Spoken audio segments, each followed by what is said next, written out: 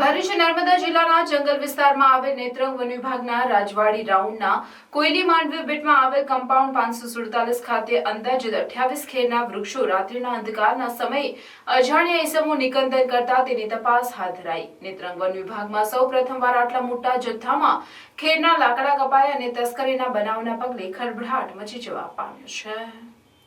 ખેરના લાકડાઓનું ગેરકાયદેસર નિકંદન અને તસ્કરી થયાની જાણ નેત્રંગના વન વિભાગના ઈઆરએફઓ મીનાબેન પરમાર અને વનકર્મીઓને થતા તાત્કાલિક ઘટના સ્થળે પહોંચી ગુનો નોંધી કાયદેસરની કાર્યવાહી હાથ ધરતા સમગ્ર પ્રકરણની આગળની તપાસ હાથ ધરી હતી અને જંગલ વિસ્તારના કોદરવાડા વિસ્તારમાં સંતાડવામાં આવેલ ખેરના લાકડાનો મુદ્દામાલ કબજે કર્યો હતો। આરએફઓ મીનાબેન પરમારે જણાવ્યું કે નેત્રંગ વન વિભાગના રાજવાડી બીટના ખેરના લાકડાના નિકંદનની ઘટના બાદ સમગ્ર પ્રકરણની તપાસ હાથ ધરી છે।